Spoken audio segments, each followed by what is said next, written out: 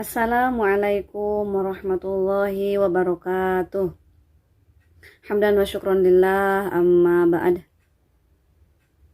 Apa kabar teman-teman hari ini? Solihah semuanya.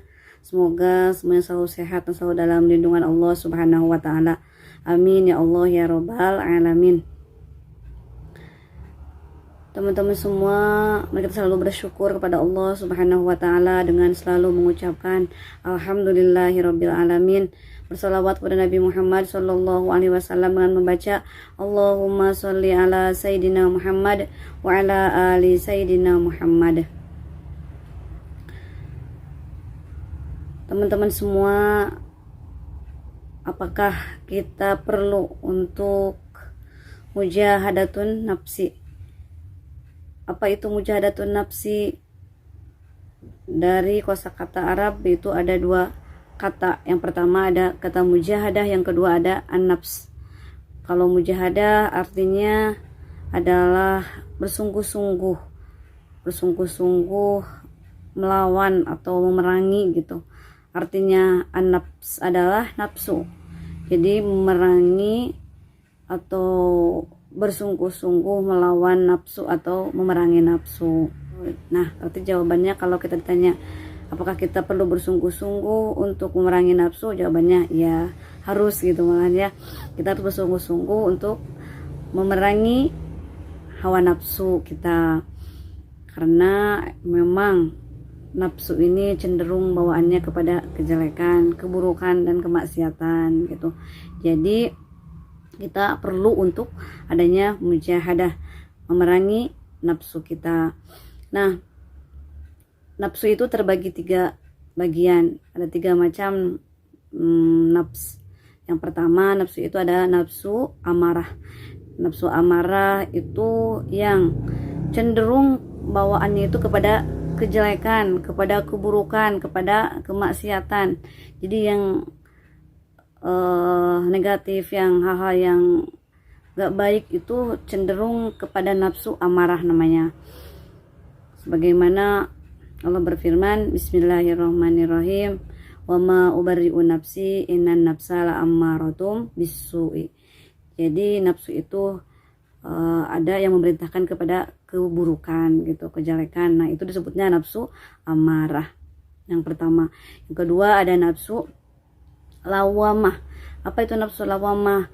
Nafsu lawamah itu nafsu yang kalau kita melaksanakan keburukan, kejelekan, kesalahan, kemaksiatan, itu di situ ada rasa menyesal nafsunya itu setelah melakukan perbuatan itu. Itu namanya nafsu lawamah.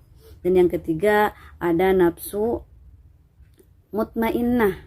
Yaitu nafsu mutmainnah, nafsu yang tenang gitu ya, jiwa yang tenang, itu adalah disebut dengan nafsu mutmainnah. Dalam Al-Quran juga dikatakan, ya ayyatuhan nafsu mutmainnah irji'i ila rabbiki radiyatan mardiyah.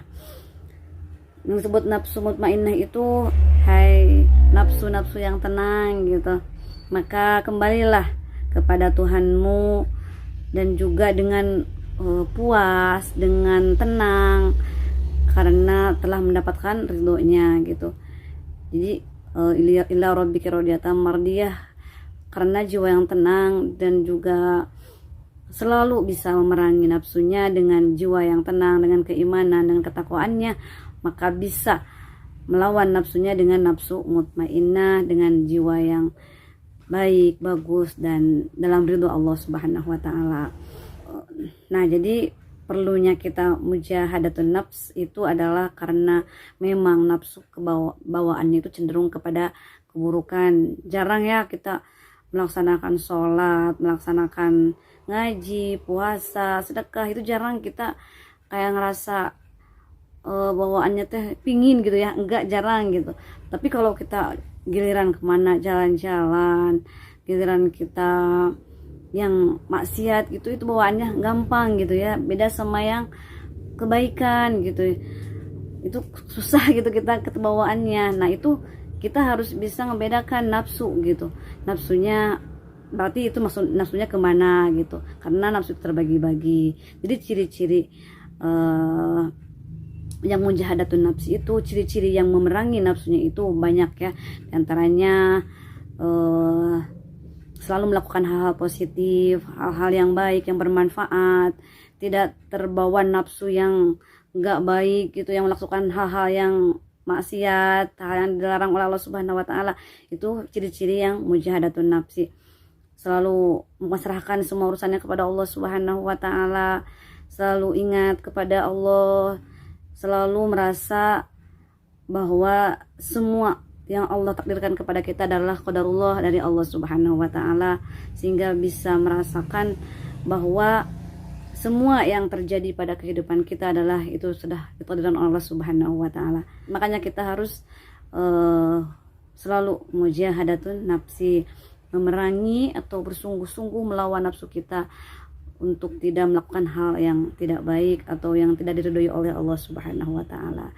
Itu intinya, mungkin untuk kita selalu introspeksi diri dalam selalu melaksanakan juga yang namanya mujahadatun nafsi. Semoga kita semua bisa selalu bersungguh-sungguh mujahadah dalam mengelola nafsu kita untuk terus melakukan yang baik dan lebih baik lagi seterusnya, selalu dalam jalan yang diridhoi Allah Subhanahu wa taala. Amin ya Allah ya rabbal alamin. Nah, itu aja teman-teman semua yang dapat saya share untuk kali ini, semoga bermanfaat. Mohon maaf bila ada kesalahan atau kekurangan dalam penyampaiannya. Terima kasih kepada semua yang selalu menyimak. Walaupun minkum. Wassalamualaikum warahmatullahi wabarakatuh.